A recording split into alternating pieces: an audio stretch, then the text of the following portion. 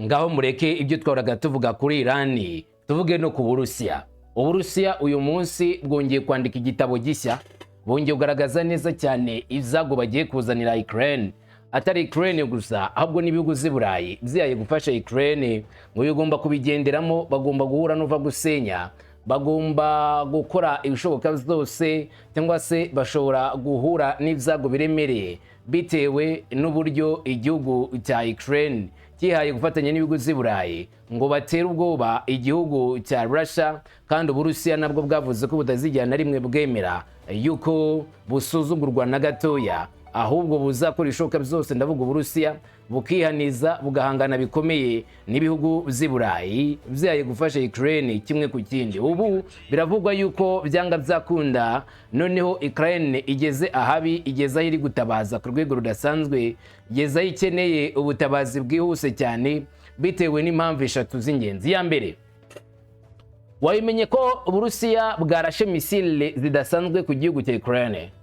Bwagize igisirikare cya Ukraine ng'impumyi, barasa za radari, barasa misile nyinshi ku bikoresho byabo by'ingenzi cyane mu mirwano mu buryo bukomeye cyane, nta mbabazi bigeze baha Ukraine, ahubwo bakoresheje imbaraga zabo za gisirikari, bakubita batababarira, bakubita batashyiramo imiyaga, barimbura ububiko bwa Ukraine, barimbura ibikoresho byinshi bya Ukraine, batera igihombo gikomeye cyane ku butegetsi bw'abanyarukiya badashyizemo imiyaga mu buryo buhambaye. Ibi ndabigarukaho mubwire uko biri kuvugwa ndetse uko byagenze. Atari byo gusa, biravugwa ko Uburusiya bwarashe nanone mu Budage, ibisasu byaguye ku kibuga cy'indege ngo cyo mu Budage, Germany, aho bongeye kubabaza cyane ikibuga cy'indege cy'Ubudage, aho Iran yari yakoreye ibikorwa bikomeye cyane bw'ibihugu z'Iburayi ngo tuzabarasa. Uburusiya bwo ngo ntabwo burimo gutindiganya nk'uko Iran yatindiganije, ngo iki kibuga gishobora kuba cyabaye n'uva gusenya. Koko si ibisasu byaguye, ndaje mbikubwira ikiri kuvugwa. Hanyuma Putin yateze agatego Kiev, abatimbuza misile balistique nyinshi zidahagarikwa, zitashobora guhagarikwa n'uburinzi bw'ikirere bwatanzwe na Leta Zunze Ubumwe za Amerika kuri kino gihugu cya Ukraine. Ari nacyo cyababaje cyane bikomeye cyane igihugu cya Ukraine, kwibaza uburyo baraza kwitwara muri kino gihe gikomeye cyane, bari guhura n'uruva gusenya, bari guhura na misile zitarangira z'igihugu cya Russia ziza zikubita ku gihugu cya Ukraine buri mwanya. Ibi nabyo tubigarukaho. Kuri Amerika ngo bashyizeho impuruza, bashyiraho ibihe bidasanzwe kubera ngo ibitero za drone ushobora kugera muri kino gihugu cya Leta Zunze Ubumwe za Amerika, bikaba byatera icyago gikomeye cyane. Ni ibitero bya drone, ni ibitero bya missile bari gutinya cyane ko byakoreshwa n'igihugu cy'Uburusiya bigakomeza kubangama, cyangwa se bikagera ku butaka bw'igihugu cya Leta Zunze Ubumwe za Amerika, maze abaturage bakabigenderamo. Nabyo ndabikubwira. Amerika ariko yatinye ngo missile zikaze z'Ubushinwa nibwo bwa mbere zagaragara zirashwe n'Abarusiya mu igerageza. Ni missile inshyashya zitari zimenyerewe cyane cyane mu bikorwa za gisirikare. Ngizi misile zamutse zabo Uburusiya cyangwa se Iran bashobora guhita bahindura uko bitwaraga ku mirongo y'imbere ku rugamba, bagatera igihombo gikomeye cyane Amerika n'inshuti zayo. Reka nze byose tubijyemo kamwe ku kandi kubiri kuvugwa, sibyo byose uko byakabaye. Hanyuma unyemerere tujyane ku musozo turebera hamwe byose biri kuvugwa byose. Jewe ndumungu wa Kamanzi w'Uruwande, ngwaye ikaze ngo tujyane ku musozo nk'ibisanzwe. Ikaze kuri mwese.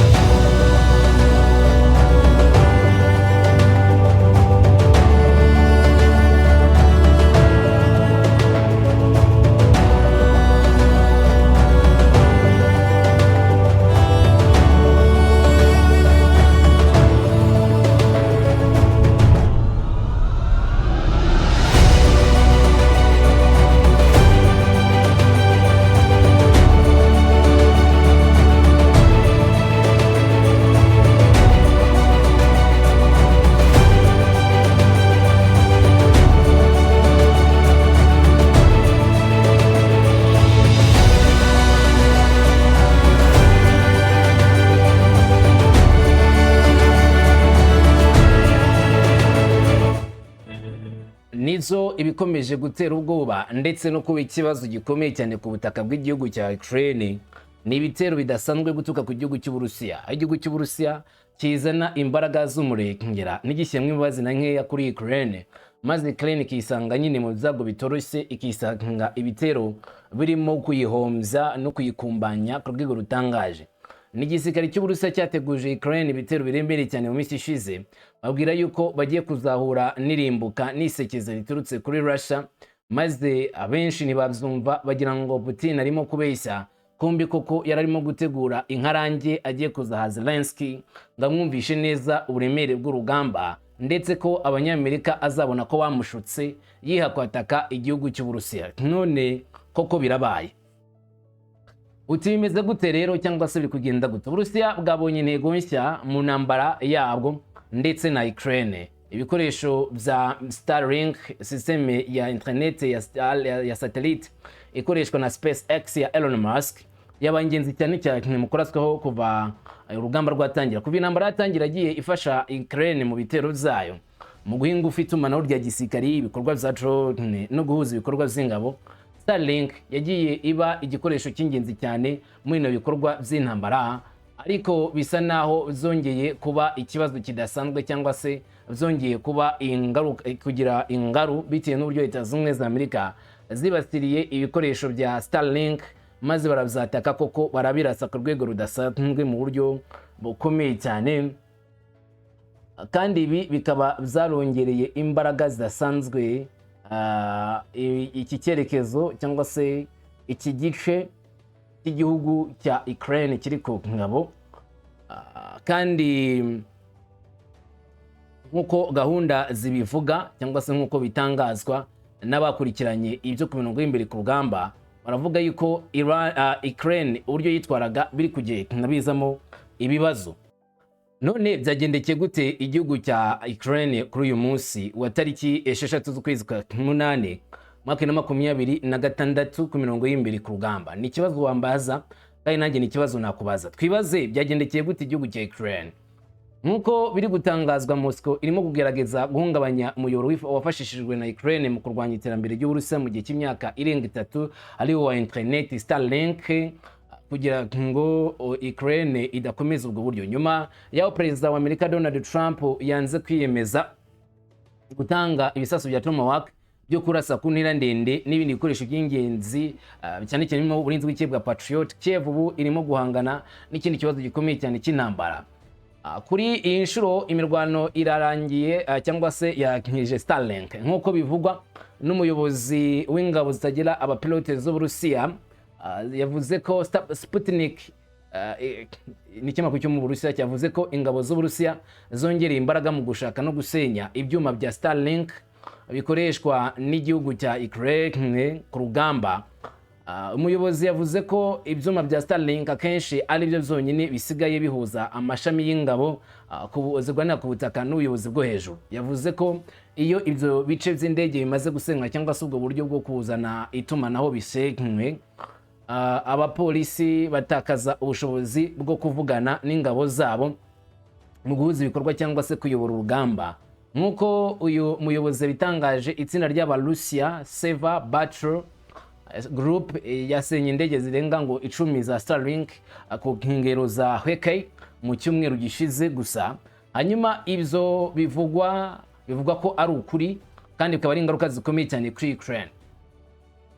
Nta tumanaho nta ndege zitajya pilote Ukraine ishobora gukoresha ngo zibasire igihugu cya Russia, kandi ibyo bivuga ko nta no guhuza kw'abasirikare bari ku mirongo y'imbere ku rugamba gushobora kubaho mu gihe uvuga ngo ubushobozi bwa internet cyangwa se ubushobozi bw'itumanaho bwashenywe. Bivuga yuko nta buryo bwo gukorana buba buhari, guhanahana amakuru bidashoboka na commanding biba bidashoboka.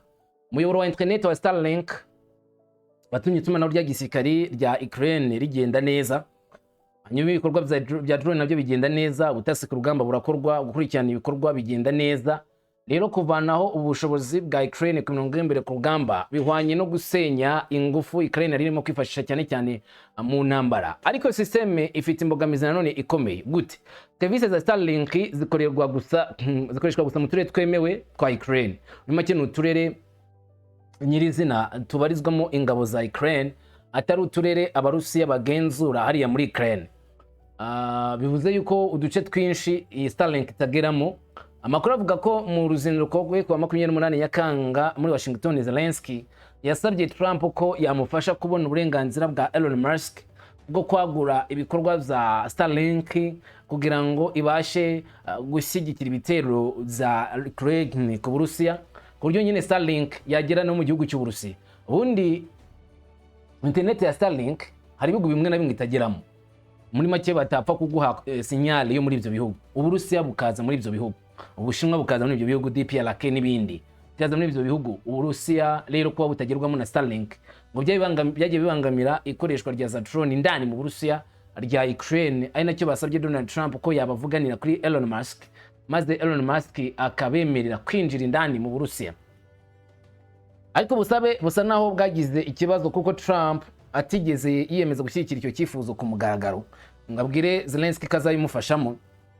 Hagati aho Moscow irimo gufungura nanone urugamba rushya rw'ikoranabuhanga kuri Kiev. Nk'uko Reuters bitangaza, Urusiya bwatangiye gukoresha uburyo bw'intambara bw'ikoranabuhanga bugezweho bugamije kubangamira ibimenyetso bya Starlink bikoreshwa n'ingabo za Ukraine mu buryo bwo kuruga nk'abaswe mirongo y'imbere ku rugamba, buryo ashobora kubangamira iki gihugu cya Ukraine mu rwego rukomeye cyane. Hanyuma ingabo za Ukraine nazo kuba ziri ku mirongo y'imbere ku rugamba zidafite ikoranabuhanga nk'iri ngiri, zikavuga yuko bigoye cyane niko bakomeza gukora ibikorwa nk'ibi ngibi byo ku rugamba maze bizera insinzi mu gihe nta kintu cyo kubafasha bafite muri iyi ntambara. Uburusiya busanzwe nanone nabwo bufite abasirikare benshi bazobereye cyane cyane mu bitero by'ikoranabuhanga bazunze abanyarukiya. Abayobozi ingabo za Ukraine nabo babwiye Reuters ko ingabo z'Uburusiya zirimo kumenyera mu bundi buryo zisha ibikoresho bya gisirikari mu modoka za gisivile kandi zigahindura inzira y'ibikoresho yari isanzwe buri gihe kugira ngo bigorane kubatahura no kubatera, nk'uko abakoresha indege bo muri Ukraine zajya pilote babivuga.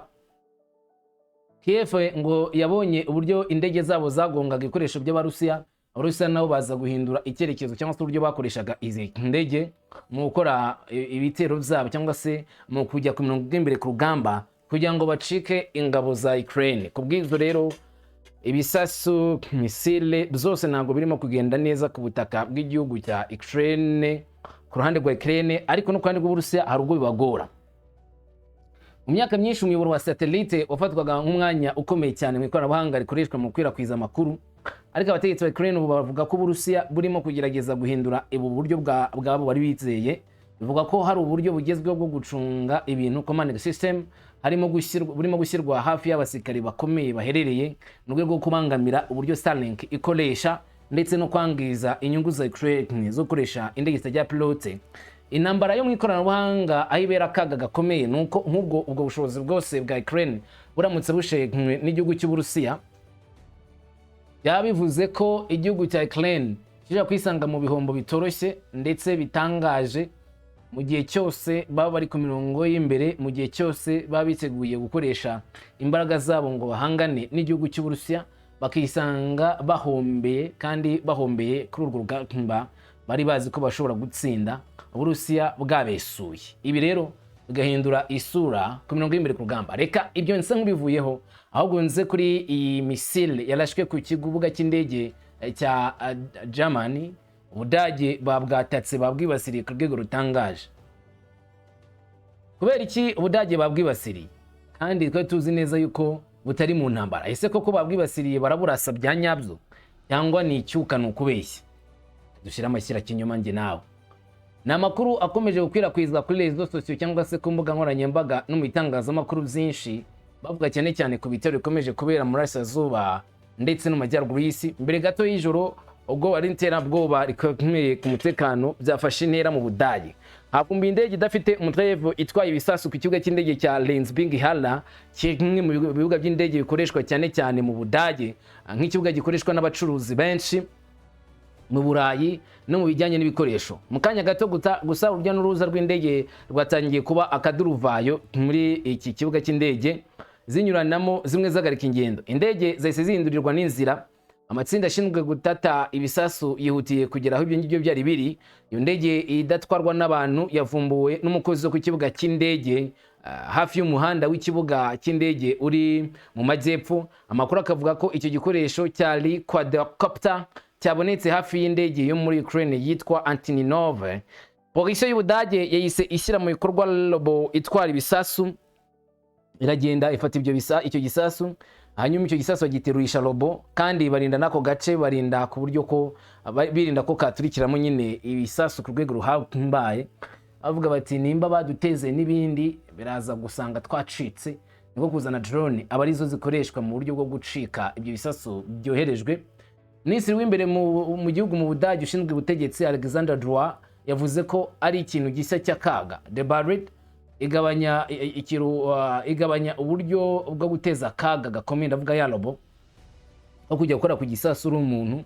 Robo yo ifite uburyo igiterura neza. Yavuze ko Ubudage bwigeze guhangana n'ibibazo by'indege zitagira pilote mbere, ariko kubona indege itagira pilote noneho irimwo n'ibisasu ku kibuga cy'indege mpuzamahanga gikomeye bigaragaza urwego rushya rwose ngo rw'ibibazo by'umutekano.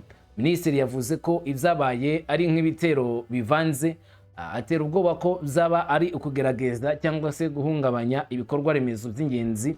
Mbere na mbere ngo agomba gushimangira ko muri iki gihe harimo uburyo bukomeye cyane bwo gushaka guhungabanya umutekano w'igihugu cya Germany, Ubudage, ariko akavuga yuko biteguye gukora ibishoboka byose kugira ngo hindire umutekano abanyagihugu bose uko byagakwiriye, cyangwa se uko byagenda kose abanyagihugu bose bakwiriye kurindirwa umutekano.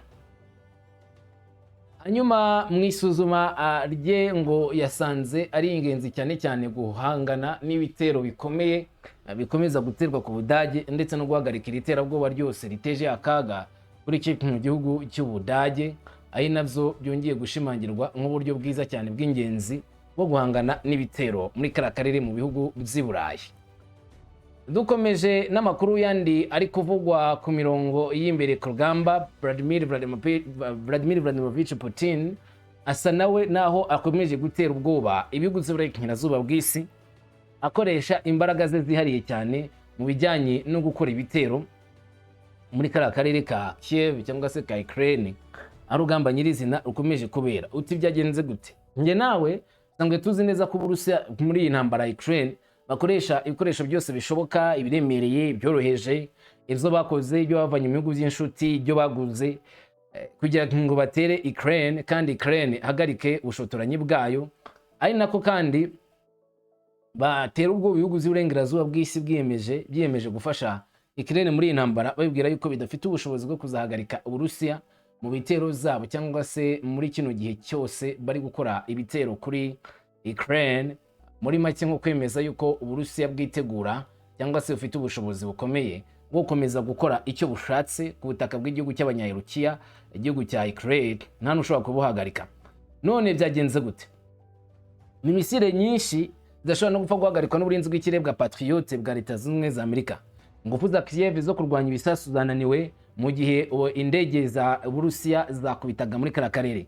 Zitanye byibura abantu 17 ubwo misile yose yashoboraga kwinjira mu kirere, bivuga ko yinjiranaga umuvuduko uhambaye ukajya kuri indoro za Ukraine. Igitero cyagabwe mu ijoro mu murwa mukuru wa Kiev, bivuga ngo umurwa mukuru wa Ukraine yitwa Kiev nyirizina.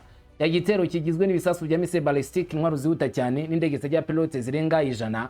Perezida wa Ukraine Volodymyr Zelensky yavuze ko umubare wahitanywe n'impanuka wageze ku bantu 17 bapfuye, abandi 44 barakomereka. Abakozi b'ubutabazi bakomeje gushakisha ahantu hangiritse, bivuze ko imibare ishobora ngo kongera guhinduka. Abantu 14 baguye mu karere ka Kiev muri rusange. Inkongi zikomeje kugaragara, ndavuga inkongi z'umuriro mu gace ka Bravary, Biha, Forsive. Abandi bivuga ko bakomeje guhura niva gusenya mu bindi bice. Izi misile n'ibikoresho biguruka cyane byakubise mu gace ka Bravary, mu mudugudu wa Velika Deka, ndetse n'agace ka Kwiti Perimoa. Abakozi bashinzwe ubutabazi bw'ibanze banarwanyije inkongi z'umuriro zari zikomeye cyane muri kara gace, ariko no mu gace ka Chiki na Sofyeka Abroskivka. Muri Kiev ubwaho inkongi z'umuriro zagaragaye mu midugudu ya Oblensky, Sviatopolsky ndetse na Horoshevsky n'agace ka Denisnansky. Habaho guturika gukomeye. Hamwe mu bantu ushobora kuzemera, narigeze kuba muri Kiev kandi narumvise ibisasu mbere, ariko ubu naho bihuriye n'ibyo twigeze kuba. ntabwo washoboraga no kumva ko ari misile imwe. Sinzi n'icyo ari cyo baduteye, niba ari misile cyangwa se urundi runtu tutazi, ariko ntabwo washoboraga kumva misile ubwayo. Muraba witurika uhita utigisisi, nibyo twese twumva cyane. Ni byiza ko twashoboye kuva muri iyo modoka twari turimo, nkuko byatangajwe n'abayobozi ba Ukraine. Uburusiya ngo bwarashe ibisasu 24 bya misile ballistique, ibisasu bigenda ku muvuduko mwinshi cyane budashobora gupfa gutangirwa na drone 115 mu gitero bwacyo. Ukraine yavuze ko kandi yafashe drone 98 zijya pilote, ariko ntiyabasha kurasa misile n'imwe muri izo misile zoherejwe na Russia. Bari yagaragaje ko icyuho kiri mu ngabo zirwanira mu cyeza Ukraine kigenda kiyongera, kandi bikomeje kugaragaza neza cyane ko uburinzi bwa Leta Zunze Amerika bwa Patriot bunasigaye muri Kiev ari bukeya, ndetse n'ibikoresho byo kwifashishwa nabyo ari bike, kandi Amerika ikaba itafite gahunda yo gutanga ibyo bikoresho. Ariko nese bitanga nayo bikeneye murasazo bw'agati ni muzi ukuntu Iran iri kubatimbagura. Ukraine kubura ibikoresho kwayo gukomeje gutuma ngo Uburusiya bwavansa bujya mbere. Bunini bw'isenyuka bituma itandukaniro rirushaho kugaragara ku mirongo y'imbere ku rugamba, nubwo Moscow yagaragaza ko hari ahantu ishyigikiwe n'urusobe rw'ibikoresho bya gisirikare. Ukraine niko yibwiraga ko ishobora guhangana n'ibitero by'Uburusiya. Ubu ngubu bisa naho byabaye indi nkuru, ishyigikiwe n'ibikoresho bya Leta Zunze Amerika. Ubu ngubu byabaye indi nkuru kuko Uburusiya nabwo buvuga kuri Ukraine, bubivugaho bati aho mwiringiraga babaye nk'urubingo rusadutse, nta kintu bazabafasha. Ni muhame hamwe ubundi tubakocore tubakubite. Mwagiye kwiringira abanyamahanga mudusize hano turi baso, mwagombaga kugiye gukorana natwe mukarindirwa umutekano mu buryo bwiza. Kuba mwarizeye Leta Zunze za Amerika, mwashyize ubuzima bwanyu mu kangaratete, mwashyize ubuzima bwanyu mu kaga. Ni muhame hamwe mwumve. Ibi ngibi nivyo Uburusiya bubwira Ukraine, nibwo bubwira abanyayukiya bose muri rusange, yuko kwanga gukorana n'igihugu cy'Uburusiya bagahitamo gukorana n'igihugu cya Leta Zunze za Amerika, ibyo byashyize mu kaga cyangwa se byashyize mu kangaratete ubuzima bwabo ubwabo, kuko baje kugaragaza neza cyane ko biringiye Leta Zunze za Amerika, ariko ntabwo ari yo kwiringirwa. Ireba inyungu gusa, ngo iyo nyungu zidahari ikora ibyayo, mwe mugasigara muhanganye n'ibyanyu namwe. None Amerika yo ntabwo ireba ngo turi inshuti, ngo mbese turaziranye. Oya, ireba cyane cyane inyungu zayo nimba zirimo kubahirizwa, ibindi ubundi. Muri Amerika naho ngo basa n'abari mu bwoba bw'ibitero bya Vladimir Putin bishobora kugera ku butaka bwa Leta Zunze za Amerika. Kandi hari umuntu ugeze kuvuga ngo intambara izagukira muri Amerika, barahakana. Intambara ya Ukraine n'Uburusiya uyigeze ku butaka bwa Amerika, aho Leta ya Indiana muri Amerika yatangaje ko hari ikibazo gikomeye mu ntambara z'indege zitagira pilote zikomeje kwiyongera, ngo mu nyanja yirabura zihungabanya inzira zo kohereza petroli ku isi, kandi zikongera ibiciro bya essence ku butaka bwa Leta Zunze za Amerika. Guverineri wa Indiana Mike Blower yasinye itegeko ry'ubutegetsi ryongera igihe cyo guhagarika ikoreshwa rya essence n'imisoro ku isoko muri iyo leta kugeza ku ya 5 Nzeri, bigatinza gahunda yo kongera kuyisubiza mu buryo buteganijwe mu rwego rwo kurinda abaguzi izamuka ry'ibiciro bya essence. Nkuko ibiro bya guverineri bitangaza, itangazo ry'ubutabazi ryatewe n'ihungabana ry'ingufu ku isi ryatewe n'intambara z'indege zitagira abapilote zo muri karere za Ukraine ndetse n'Uburusiya, ndetse n'ihungabana ry'umusaruro muhora wa Hormuz n'ahandi mu tundi duce dutandukanye, aho ngo drone zo muri Ukraine zo kwibasira drone yindi zo gutuka muri Ukraine cyangwa kuboniza bari nk'iz'Uburusiya, zo kwibasira ubwato bwa Leta Zunze mu butwaye petrol mu gihe nanone muri Hormuz murasaza rwagati n'abadapfa kubona iri gutambuka. Bisa nk'aho intambara iri kugira uruhare muri Leta Zunze za Amerika ubwaho. Abayobozi bavuze ko ibitero byagabwe ku bwato mu nyanja yirabura Black Sea na Kerch Strait byahungabanije amasoko ya petroli ku isi, bituma ibiciro bya petroli bigera ku rwego rwo hejuru cyane kurusha uko byari bisanzwe mu minsi ishize. Iyi ntambwe ishimangira uburyo ibikorwa bya gisirikari biri mu birometero bihumbi biri kugira ingaruka zitaziguye ku butaka bwa Leta Zunze za Amerika ku baguzi b'ingufu indani muri Etats-Unis. Mu byumweru bishize Urusiya na Ukraine barahanganye ku byambu, aho ibikomoka kuri petroli byose byahise bihura n'ihungabana ridasanzwe, umwe ahonda mugenzi we, ahombye mugenzi we. Ibi rero byongereye nanone ikibazo. Minisiteri y'ingabo y'Uburusiya yavuze ko yagabye igitero ku mato atatu y'imizigo mu karere ka Odessa muri Ukraine, ivuga ko yari bitwaye ibikoresho bya gisirikare, mu gihe Ukraine yakomeje ivuga yuko byari ibikorwa byo kurwanya ingufu zari zitwawe atari ibikoresho bya gisirikare. Nkuko bikomeza kugarukaho rero, Leta Zunze za Amerika bikomeje kwibaza uko bizagenda cyangwa se uko bizagenda mu gihe urugamba rwarukomeje muri ubwo buryo hibasirwa ibikoresho by'ingenzi cyane nka petrol ikenewe n'abaguzi benshi muri Leta Zunze Ubumwe za Amerika, mu gihe abanyamerika bamagana intambara igihugu cya Amerika cyishoyemo muri Iran, ari nako banamagana ibikorwa bya gisirikare hariya muri Ukraine, bavuga yuko bitumvikana uburyo Amerika iri kubyitwaramo, bagasaba yuko Amerika yahagarika ibyo bikorwa byabo bya gisirikare kugira ngo harebwe uko basubiza ibintu mu buryo. Gusa ariko nubwo bavuga gutyo ngo barebe uburyo basubiza ibintu mu buryo, andi makuru yo ntago ari gutya bivuga. Andi makuru ahamya neza cyane ko Leta Zunze Ubumwe za Amerika bisa nkaho zashyizwe mu kangaratete no kuba ibihugu byishyize hamwe by'abakomunisiti byarakomeje gutambamira inyungu za Leta Zunze Ubumwe za Amerika. Tugarutse nanone kuri misile zikoreshwa mu bijyanye n'imirwano, Ubushinwa bwongeye kubangamira Leta Zunze Ubumwe za Amerika, aho misile z'Abashinwa ngo zahagurukije iterabwoba kuri Leta Zunze Ubumwe za Amerika. Ni misile ballistic nshyashya igihugu cy'Ubushinwa cyagaragaje ko ari misile z'ingenzi cyane bamaze iminsi bahugiyeho barimo gukora, misile Amerika itigeze ibona mbere. Ubushinwa bwagaragaje ibirenze ibyo kurasa misile zisanzwe za DF-17 hypersonic. Amashanyarazi yagaragajwe na Beijing bagerageza intwaro zabo ashobora kuguma mu bitekerezo by'Abanyamerika, bigatuma bigorana ku mwanzi washaka gutera Ubushinwa ndetse no gukurikirana iyi misile bikaba bigoye. Ni imyitozo yagaragaye bashaka kugira ngo barebe misile zabo ko zigenda igera ku ntsinzi neza, hakoreshejwe roketi za PLA, ibisasu bya ballistic bya kirimbuzi by'Ubushinwa byikorerwa n'imodoka byaroherejwe mu kirere. Kandi DF-17 ni ikintu kidasanzwe. None ni iki mu byukuri? Iyi ni system ihuza rokete iterwa mu mbaraga zidasanzwe yikorerwa n'imodoka byabugenewe hypersonic grid. Ni imbunda yongera imbaraga itangira kwihuta cyane igeze ku cyiciro cya gatatu ku buryo bukabije. Nyuma nivuga ngo ni misile igenda itandukana yicamwe ibice nkuko za satellite zamurwa mu kirere. Nyuma gutandukanya igice kimwe kimanuka hasi, ikindi kigakomeza kigana aho cyagenewe kujya. Iyo miterere y'ubu buryo bwa misile imeze nk'icyogajuru ikoreshwa mu kurasa ku ntera ndende. Muri rusange ikurikiza umurambararo munini kandi ushobora gusobanuka nyuma y'uko irashwe. Ubushinwa buvuga ko DF-17 ariyo yonyine system ya mbere ku isi y'intwaro za grid missile zidasanzwe. Ubu nibo bambere bafite intwaro nziza kurusha Leta Zunze Ubumwe za Amerika. DF-17 nta yindi ntwaro yigeze ibaho, nta nizabaho iruta iyi ntwaro. Ubushinwa buteye bwagera ku yindi. Muri make Ubushinwa buti twebwe dufite icyo mudafite, dufite icyo mutazi, dufite icyabahonda, dufite icyabakocora, mugenze makeya mutaza kwisanga mu bizago bikomeye, mugende makeya mutaza kwisanga twabahombeje ku rwego rudasanzwe.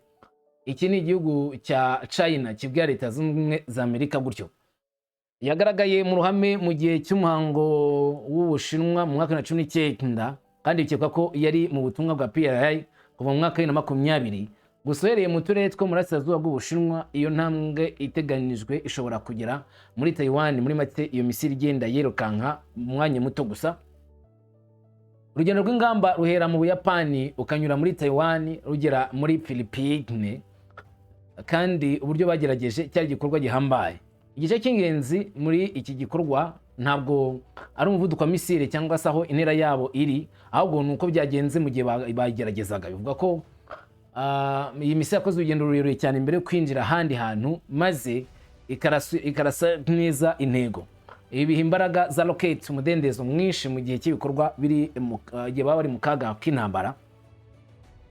DF-17 ishobora kwimuka mu mutekano mu gihe yaba imaze no gukoreshwa. Icyo gikoresho cyo gukurikirana kiri muri DF gituma iyi misile yajyana aho bayohereje, icyo rigiye kwirasa yabona kigiye hirya igahindukira kajya kugitikura. Muri make nk'aho ifite umuntu yitwaye bitewe na za sensors bayishyizemo. DF-17 ntabwo igaragazwa nk'igisasu kigenda vuba gusa, ahubwo itegurwa nk'igice cy'umuyoboro ukomeye cyane wo kugaba igitero giremereye cyo kwibasira buri umwe ndetse no gukora ibitero bidasanzwe mu buryo bw'imbaraga cyane. Ngayo rero